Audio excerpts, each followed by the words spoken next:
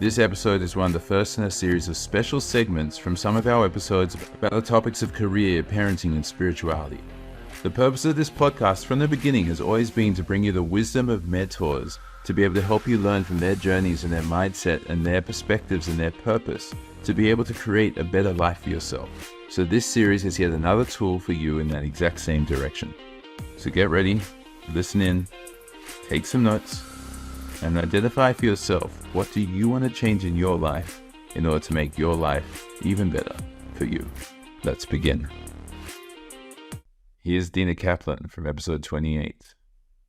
Well, that's an important point, right? I mean, I'll ask you more about benefits of meditation, but maybe also through this question. Like you obviously got completely burnt out when you're back as a tech founder and you were doing all this stuff to make millions and didn't make a single cent. But you're working your ass off, and clearly you're spinning your wheels, but you weren't getting that much traction. What would you have done differently now if you had the skills you have today, but you found yourself still COO at Blip TV? Good memory. Thank you for listening. Everyone says I come from the corporate world. Like, it's a startup, it's not the corporate world. So thank you for listening. I wouldn't say we didn't get much traction. We got huge traction. We built a top 50 website in the world. We raised about $40 million.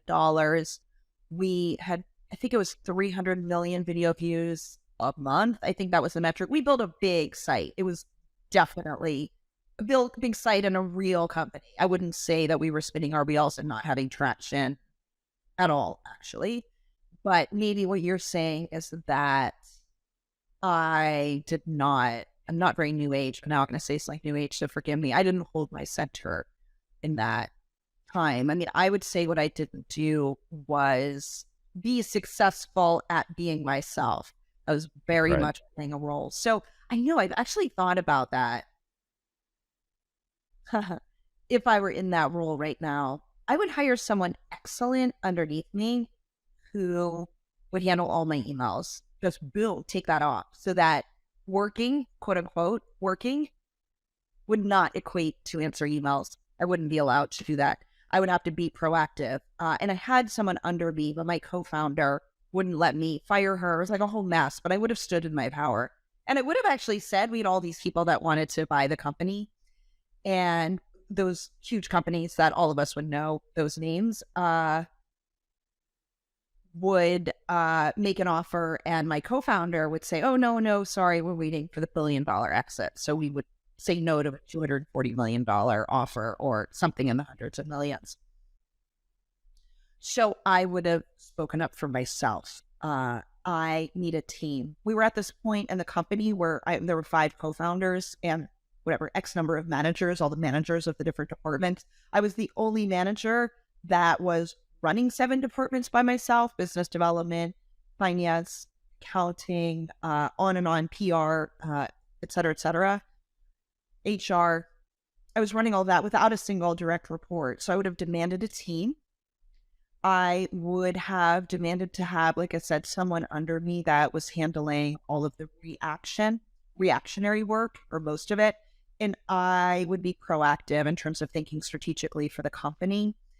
And I would have said to sell the company, right? I mean, it'll be in the book. You'll be the first to know, Harry, because I haven't written about this or talked about this before. But with all these offers, I would have said, we have 5 founders of this company. We're 7 years in. We are exhausted. Let's make some money and get out of it and move on to the next win. And then I probably would have gone and become a big VC at one of the big venture capital firms, because at the time it was definitely one of the most prominent women founders in the country, if not maybe the most, certainly on the east coast of the United States. So I would have had a lot of opportunities there to move on to venture, maybe even private equity. I don't think I would have been as happy as I am now, so I'll still count my successes more, but I would have done a much better job of playing the role of being myself. And how did you end up being the only one of the founders or the only one of the directors who was basically taking on more load than anyone else? How did that happen? Taking on more and the only one without a full staff underneath me. Right. Yeah, it was insecurity. It was people pleasing. I have this very strong people pleasing side that comes from having been bullied. We didn't have that word back then when I was growing up, and being bullied really badly as a little kid, and telling myself as a little tyke at summer camp after being bullied for a whole summer, I will never be the reject again. I want to hone my personality so finely that I will be popular for the rest of my life. And that became the goal. I wrapped my whole personality around this goal of being liked. And by the way, that worked great. I mean, in terms of that was successful for me in high school, successful for me in college, successful for me in many ways until I co-founded a company. And you cannot be people pleasing and manage because I am smart in the sense that I know when people are not doing a good job at their job. So people, let's say I hire someone to do social media for us and they're not doing a good job. I cannot tell them that because I still want them to like me. And that is more important than that person doing a good job. So they would know they're not doing a good job, but I couldn't say it. And there was that cognitive dissonance where they knew that I thought something, but I wasn't. My words didn't match what my probably expression was conveying. And it made everyone uncomfortable. So I lost a lot of power within the company. I was very popular outside the company, very unpopular in the company. Because over time, spending a lot of time with someone who's not authentic is jarring. It's kind of yucky. Like we'd probably all rather be with someone who has a really abrasive personality. If you think of your kind of typical New Yorker from the films or TV, we'd probably all rather be with that person than with someone who says one thing and does another. Like they say something that you know it's not authentic. I think people, my co-founder of The Path, actually, who now lives in Australia, and I think he runs a meditation studio there, Charlie Knowles, he says people crave authenticity, and I think he's right about that. Mm. I mean, like, especially with what you were sharing before about you needed people to hear you and listen to you. And then if you're not being authentic, you're not saying what you're actually thinking. And then there's no way that they're going to hear you either way. You're just shooting yourself in the foot. You're setting yourself up for failure. Here's Priya Narthakii from episode 40. What was one of like the first kind of career focused decisions you made after dance? Or what led you to leaving dance? I assume you're not still a professional dancer, I'm guessing. Unfortunately, well, I do still support like students in their learning whenever. My mom actually runs a large dance school, and so when she needs support, I still support with choreography and some student things. But actually, I left performance because I actually had an injury, which was very severe, and I couldn't continue the same way I had the performance practice rigor was almost 6 to 8 hours a day you have to practice. And it was just too much on the injury to try to recover and also maintain the schedule and also be traveling for performance. So I left dance because of an injury, like many professional athletes, tend to at some point undergo some sort of injury usually. But that's kind of why I left dance. And I think part of growing up in this way, knowing that the world is an endless amount of choices, I had never thought that dance would be my only career. I truly believed, like, as early as probably 5 or 6, I believed that I'm going to have like 4 full-time careers because I can do everything. And my parents really supported that idea. But by contrast, what was very interesting was the Indian community right around the age of 16, 17-ish. The Indian community, we have these little get-togethers, at people's homes, and like a lot of Indians come and we eat dinner and we hang out. And it always ends up that any kind of teenage, almost college-going person is sort of, kind of trapped by all these we call them aunties and uncles. They're basically, community members that we They're not real aunties and uncles, yeah, but we call them aunties and uncles. We treat them with that sort of respect. And so they kind of crowd around you and trap you on a couch or somewhere. And they're like, what are you going to do for college? And, what are you going to be? And, did you do your apps? And da-da-da-da. And like every last little question that they could possibly ask. And they, want to all be involved and make sure you're going to do everything right and everything's fine, right? And I remember this one party that happened, this little dinner party that happened. And there was this one auntie, and I remember sitting on this brown couch. It was this overly soft brown couch. And we were sitting there, and this auntie had so much concern and so much like good intention. And she was sitting there and she was like, Priya, like, we know you've grown up very famous and all this kind of stuff. And, though, that like when you go to college, it'll be too demanding. You're going to have to give up all this dance and everything. Right? You're going to have to pick just one thing, you can't do all of this and then also be successful there. And of course, like in that moment, I can tell you, I didn't go to a very energizing place, right? In that moment, I was like, who the hell are you to tell me I can't do something, right? Like in that moment, I just felt so much like resistance. I could feel that resistance within me. I was like, no, like, I don't believe that. Like, that is not real. That is not true. Like, my own parents aren't telling me that. Like, who are you to tell me that? Who are you to put a cap on what I can be or what my choices are? Hell no, right? And, but of course, I didn't show any of that. Being a very skilled dancer, I was able to keep that all inside. And I said, auntie, I don't know. Like, I really appreciate you, bringing it up, and it's something I'll think about. And I remember that night just making that decision of like, no way. Like, I'm going to show this whole community, especially this auntie, wrong. Like, that's a wrong belief that should not be shared with other people. And I'm going to prove that belief wrong. And so I had already decided at that age that and in that time, being so influenced by my brother and in the 80s, there wasn't a lot of resources and facilities and, things like that, like communities, not so much facilities, but communities for adults with Down syndrome. And so I had decided that I'm going to be a doctor, and that I was going to open this large center for Down syndrome in various parts of the world, with the headquarters being in India for adults with Down syndrome, because there were some resources for kids, but none for really. Was this before or after?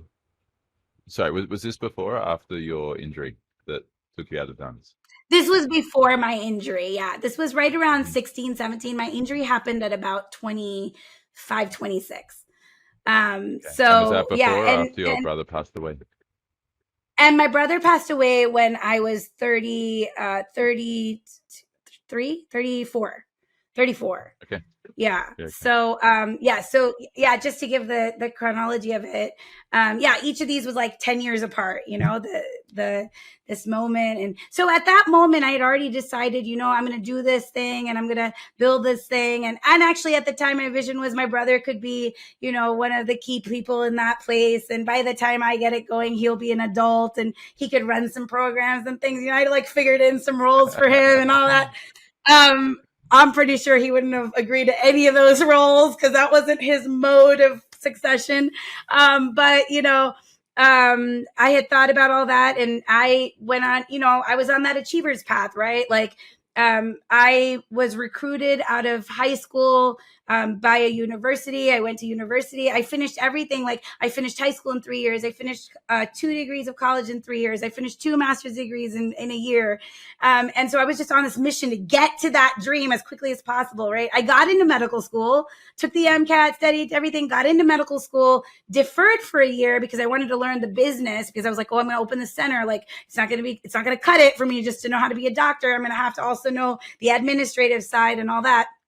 And in that journey of learning all that administrative side and all that, I realized, I don't think I really want to it's not just about the Down syndrome community. It's about healing people. It's about giving people possibility, right? I used to believe that the best way to give people possibility was you take away anything that's distracting them. And one of the biggest distractions is any health issues, right? If you have a health issue, you're not really thinking about the possibilities. You're just trying to fix your health issue.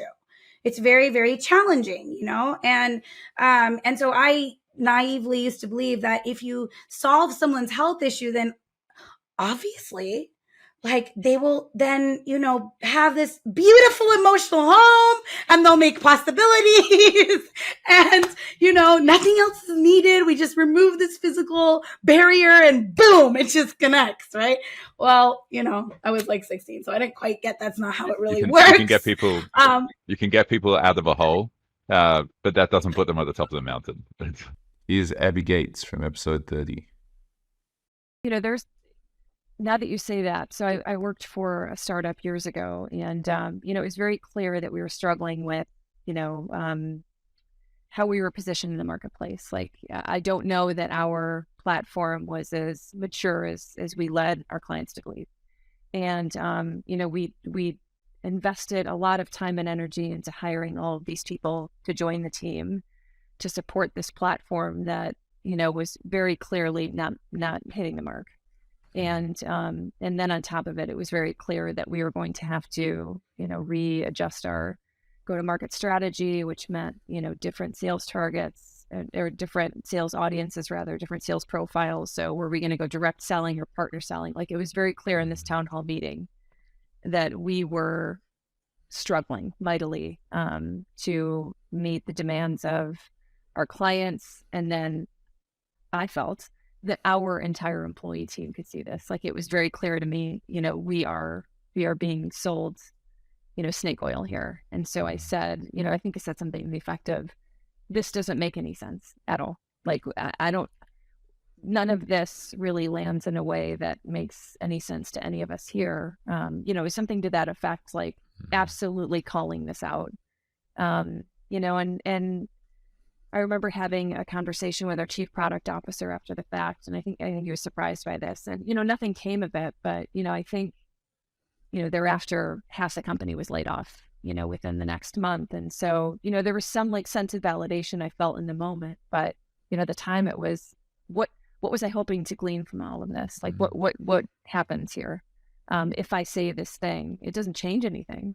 You know, it's created confusion. It's now, you know, shined a spotlight on this, you know, big glaring miss in our organization, but it doesn't create opportunities for collaboration. It doesn't put people in a mindset to say, you know, we've got this, you know, big problem in front of us. How do we solve our way out of it? How do we create these opportunities to create a win here for everyone? You know, really, it was just me. If you were able to go back into that moment now, and you're at this town hall, and like, you know, everything that you know now, right? You've already got you've got the additional years or maybe decade of wisdom and experience now, and parenting and leadership experience as well. And you go back into that moment, and you're gonna do something, maybe. What do you're about to get up and go, we're selling snake oil and this is terrible, and you're lying to everybody and this is horrific and this is unfair, and you're about to get up and do something. What would you do? You know, I'd like to think, you know, with a decade of wisdom under my belt, you know, I'd like to think, you know, if I were to stand up and ask a question, it's, you know, how can we as a team move forward? What are we in a position to do today in order to do X, Y, and Z? You know, something that was more solution oriented, instead of being someone that very clearly is good at identifying a problem. But that doesn't do any good. You know, the only way out of this is through it. Mm-hmm. How can we meet the moment? You know, how can I, you know, because what I've realized now with my role is, it is my job, you know, I often say to CEOs that I work with, and you know, it is not my job to understand the vision. I amplify it. My entire role here is to amplify exactly what we've settled on as our mission. What are we trying to deliver here? And how are we trying to deliver those items? Like, what's our, you know, sort of value-based system in doing that? And so in doing this now, I'd like to think I would look at it through the lens of, you know, how can I create a solution-oriented call to action to the people of this company? Because they look to me to be someone who's sort of the heartbeat of the organization. You know, I'm sort of this live wire of emotion in that way of sort of, you know, being very attuned to how people are feeling and how can we capitalize on, you feelings of fulfillment, of satisfaction, of impact, of feeling like we're doing this great work, but also doing my best to make sure that we hear and validate those who are feeling frustration of concern, but reframing those things in a way that still puts us on the right track.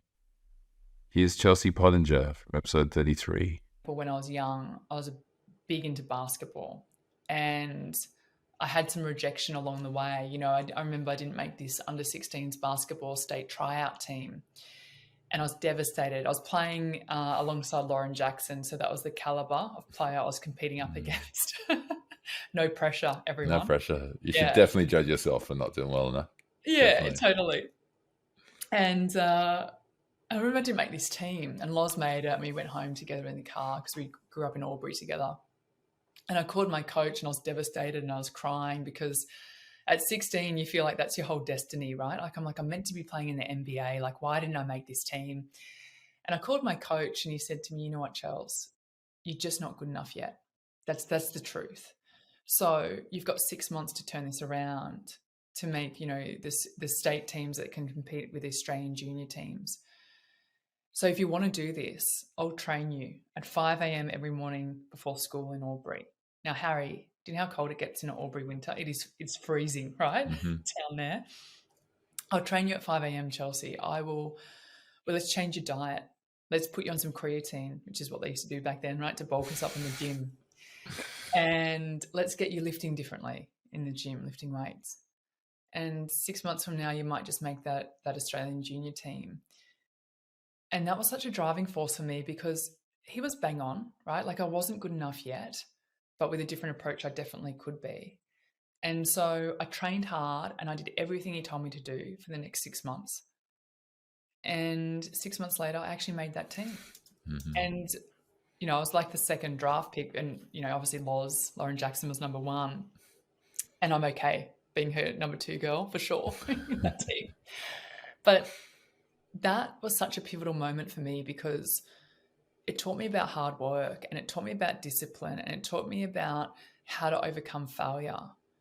And when you're a founder, these skills are exceptionally helpful. And when I started EQ Minds, I was in this scenario where I was doing it all by myself for the first 3 years. You wear every single hat and it's enormously hard. And from a strategic, decision, from tech, from marketing, business generation, all those kinds of things, you need discipline and you need grit and you need fierce independence. And those were skills that I learned from high-level basketball, for sure. Here's Niti Nadarajah from episode 14. Yeah, look, I hear everything which you're just saying there. And this might be, before we continue with your journey, it might be an interesting point to discuss a bit. Because, I guess a lot of people who are listening to this will be thinking, sure, but you're still working at a tobacco company. You've been really successful at the tobacco company. On top of being really successful there, like obviously you only rise up in the company when you're doing exceptional work for them. And I doubt that the tobacco company was really keen on you enforcing ethics, I guess. So the argument would be that then in some ways you've supported the industry to continue to progress. And I'm playing a little bit of devil's advocate here because you know me well enough that I believe mostly in personal responsibility rather than corporate responsibility, but they obviously both play their part. And I'm curious how you've managed to balance the ethics because it's not what you're passionate about. You're more passionate about mental health and equality and encourage, a business that's, No, it's a good question, and I think one of the things that really helped me reconcile that for myself was the fact that actually, as an organization, they were investing a lot in R&D and in innovation to try and move away from cigarettes. Now, you can be cynical, I guess, about the fact that a tobacco company is doing that and say, well, what does that really mean? And isn't there just some other angle here and it's another product, etc. But I think for me, the fact that they were moving into this different area and trying to move people off cigarettes and into something that was or is scientifically shown to be less harmful to people, far less harmful, like up to 95% less harmful to people than smoking, that is a positive, right? And that was what they were trying to do. Is and I think the thing is, people are cynical about this, and they say, well, shouldn't you then just, stop selling the product that's really harmful? Like, why wouldn't you just, if you really cared about this, you just stop selling cigarettes, right? And it's easy to say that, but all that happens is you create a black market, right? So if you actually want to get rid of the product to begin with, you can't go down the road of prohibition. You can't go down the road of not selling.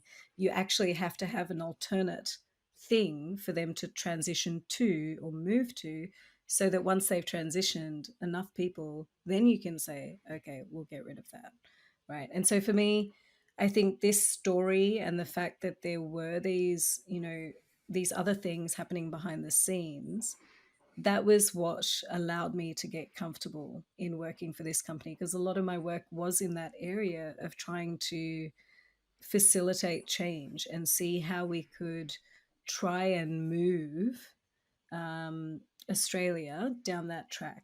And so even for the last couple of years, that's, a lot of what I worked on was more to do with therapeutic goods type regulation rather than tobacco itself, because it was about trying to work out how you can get these products out there and start moving people away from smoking. Yeah. Okay. Yeah, cool. And that sounds well reasoned. I'm sure there are people who are listening who would still be like, "No, you still work for a tobacco company." But I guess everyone's entitled to their opinion, right? Yeah, exactly. And I think this is the thing, right? Like, and I know there's a lot of stigma attached to it, and I've dealt with that over the years, right? Like, it's not necessarily being comfortable, voicing where you work in every type of situation, right? And I've had these conversations with people over the years around, how could you work there, and how does that mean that you're aligned, and how can you say that you care about XYZ if you're also working at this company? But I don't think they're mutually exclusive, right? When it comes to the point around ethics and whether or not the company cared about ethics, I actually think they did, and they have lots of policies and stuff that go far beyond regulation, so it's not just what's out there in black and white in legislation, but it's actually the policies they have themselves and how they use those policies to frame what they do as a business. So and people will be cynical about that, 100%. And I can't do anything about the fact that people are cynical, like, it's not for me to change someone else's mind about what they think about me having worked for a tobacco company. That was part of my story. It's part of my journey. It's a decision I made at a point in time for a number of reasons, right? And do you know what? They treated me well. I did a lot of interesting work. I learned a lot about myself. All the stuff I'm now really interested in, and the stuff that I really am passionate about, started off in this organization with me starting to work on inclusion and diversity efforts, with me starting to work on mental health programs, with me starting to work on, flexibility related topics. And so they all had their birth within this organization. Sure, I might have cared about these things before, but, I became a mum whilst I was working at this company. So my experiences around flexibility are framed by reference to my experiences at Philip Morris, right? At the end of the day, whatever product a company sells, they're also a group of employees and people, with people-related issues. And what I do for a living is only one part of who I am, right? It's, yes, I was a lawyer, yes, I worked at Philip Morris, but that doesn't define who I am as a person. And Yes. so all the other things that I care about, all the other things that I believe in make me who I am, right? And so that's, I think, what people need to see is, the whole person, not just the title and the place that you worked. So I hear what you're saying, and I really respect it as well. There's always room for disagreement, but it sounds like you've made, your point is you made the decision for what you needed. with a whole bunch of various factors which you really need to consider for yourself, for your family, for your own ethics, as well as for what the company is doing. And you made the decision for yourself that felt right at the time. Yeah. And it sounds like what you're sharing as well is that the main reason that the tobacco companies are doing a lot of change is because of all the regulation that's being imposed upon them, which isn't necessarily the case with a lot of other industries as well. Here's Sarit Vandegraaff, episode 5. Okay, and so back to your journey. You started talking about, you got to the point where you just became awestruck by having a coaching conversation. And then you love this whole idea of coaching, and you realize that's what I want to do. That's what I'm going to do for my career or for this next phase. I know I'm passionate about this. And you transitioned to an in-house coach at BT. And what happened next? So I was very fortunate. BT Financial Group was a huge supporter of my aspirations.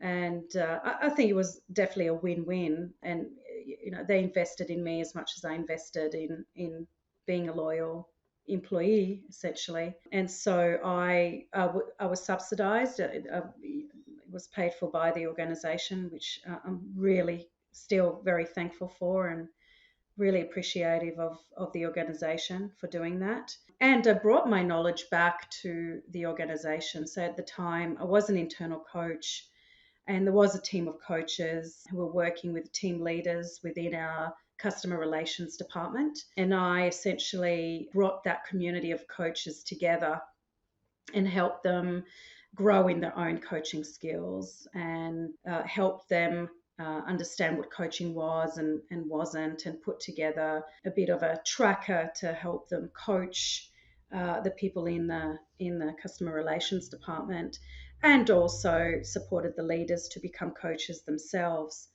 And so that bringing in that knowledge base was really useful for the organization as well, and it was useful for me as well because I could practice. And I ended up coaching quite a few people within the organization, even outside of the department, who just heard that I was there and approached me to coach them. And so that really helped me practice quite a lot and get into the coaching, I guess, immerse myself in coaching and become more comfortable with it, probably sooner than otherwise. And then what happened? So you did that for a few years? I did that for a few years. So I was probably, I worked for BT for 13 years, so I was there for quite a while. I was an employee and then a leader for quite a long time, and then became an internal coach probably around 2010. And it was probably 2013 that I was approached by a wonderful woman who's still someone who I really admire and consider a friend and a leader. And her name's Karen Barker. And she is the CEO and founder of TranExec Leadership Development. She and I actually met at a coaching course, and we ended up having to coach each other post course, and I coached her. And I think she saw a bit of potential, I suppose, at that point. And so she approached me and asked me if I would come and work with her. She was on the precipice of growing her organization. She's had it for quite a few years at that stage. And one of her big clients was engaging her in quite a lot of work, and she needed some help. So she asked if I was interested. And actually at the time, it was a little bit soon for me.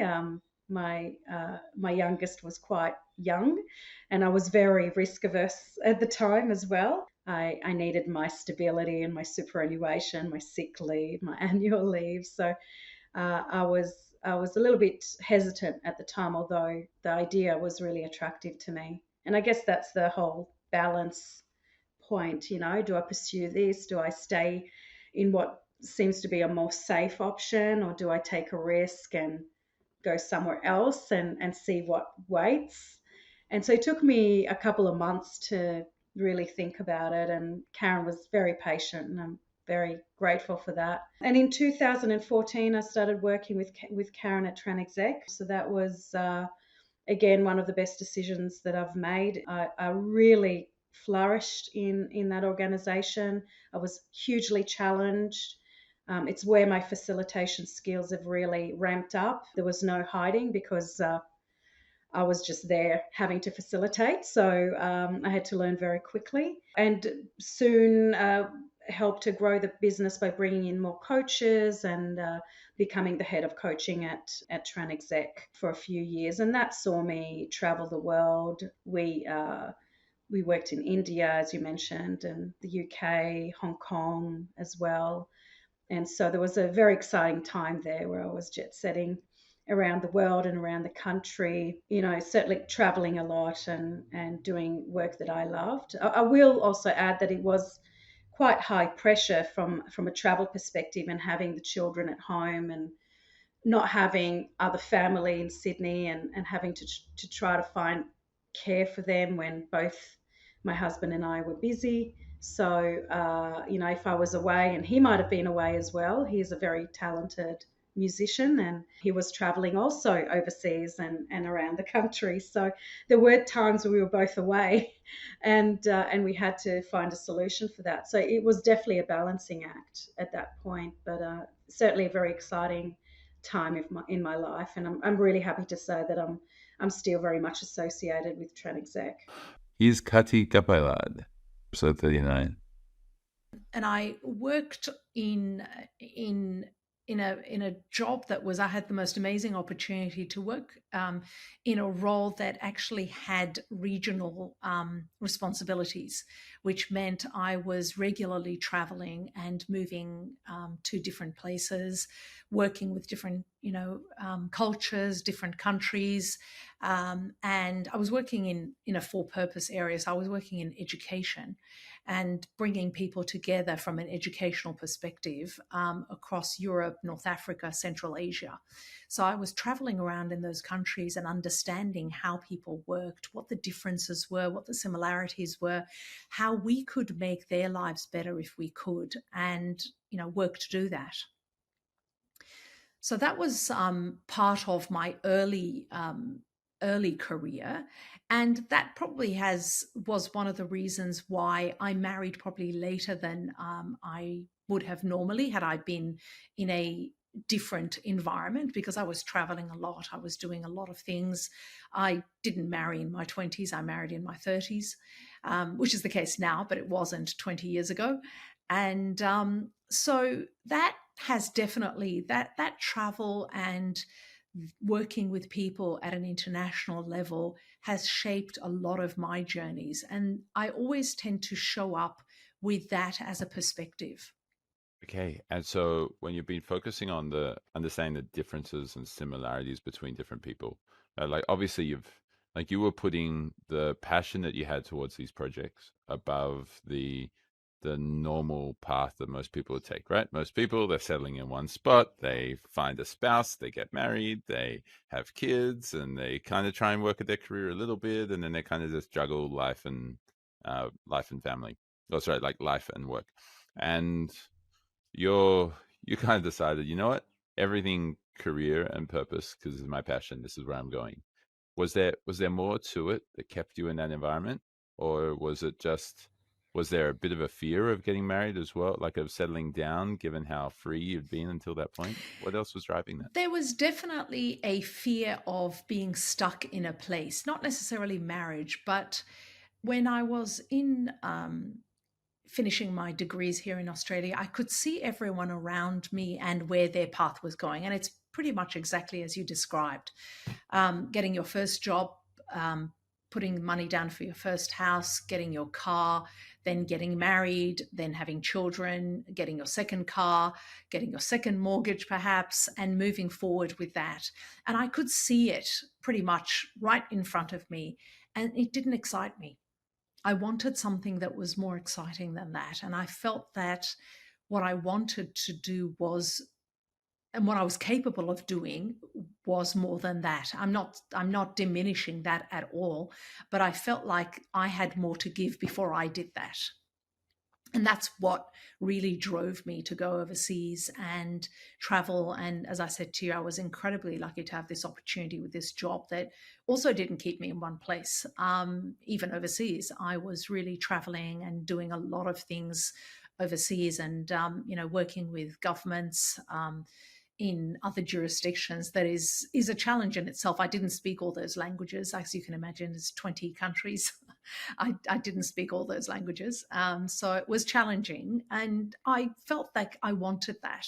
And I felt good with that. That's not for everyone, and I'm not suggesting it is for everyone. I think that stability is amazing. But as I mentioned earlier, my sense of stability and belonging is probably different to most people's. And my parameters for discomfort are wider as well. So I'm comfortable in a bigger field than most people are, because I've lived a situation and I've lived a journey so far, at least, that has pushed me into areas. So I'm okay with discomfort a lot more than I've noticed that here at work as well. With uncertainty and discomfort, I'm a lot more comfortable with that than many people that I see around me. Here's Tina Comrie from episode 43. I happily share some of these stories with especially my junior staff now, because it's important that they know that everybody makes mistakes, and that mistakes they're not life and death. We're in media, we're in marketing. It's never life or death. Sure, it can be very expensive, and it can seem like the end of the world to somebody who's especially in the junior phases of their career. But one of the biggest, earliest mistakes that I made was I signed off and let lorem ipsum go to print on the cover. For those of you who aren't designers or in the media space, lorem ipsum is that placeholder language that literally means nothing. It's just what graphic designers use to hold place for a headline. It's like the thing when you try to set up a website and there's this lorem ipsum. Yeah, okay. Yeah, correct. You had that on the front cover, did you? Yeah. Yeah, just in one little place, I had missed completing it with a headline, and it had gone through like 7 or 8 different people. How on earth nobody else picked it up? But I was the buck stopped with me, and I signed it off. Never mind all the other people that could have, should have, the people at the printers, the print rep, Tim, anybody else that worked at the magazine. Nobody else picked it up, but because I signed it off, it was definitely my mistake. And because it was a quarterly magazine, it was on shelves for 3 months. And every time I saw it in a newsstand or a supermarket, I was devastated. So embarrassing. It was there for the whole public, everyone to see. So yeah, that was a pretty big one. And that was just all about taking care of the details. That was the lesson in that.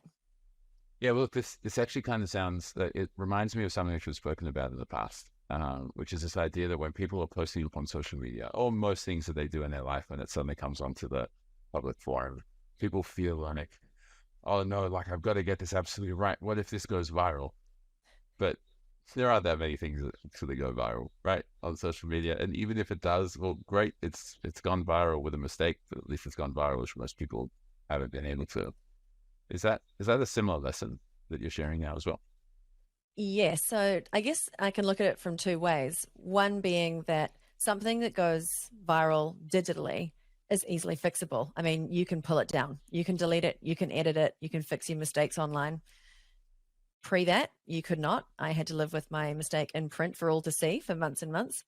And, being, now we are in an agency environment where some clients sweat the details so hard about the finest little things, which in fact, almost nobody will pay attention to aside from you yourself. So there's a little bit of what we call Gitmo, which is good enough to move on, especially in the land of social media, where you really have to, if you're publishing something every day or several times a week, and there does need to be a level of, hey, just this is good enough to move on from this now. Don't sweat the details. But it still needs to be grammatically on point. So I hope you received a whole lot of value from engaging in that conversation. What were the key takeaways for you? What can you schedule in your life right now to make sure that the time you just invested into listening to this exceptional conversation with this amazing mentor and this amazing individual is time that wasn't misused, but was time that you've allocated properly to enhancing your life and improving it? Whatever it is, schedule it now, practice it now. Be the successful person you're meant to be. Live with purpose.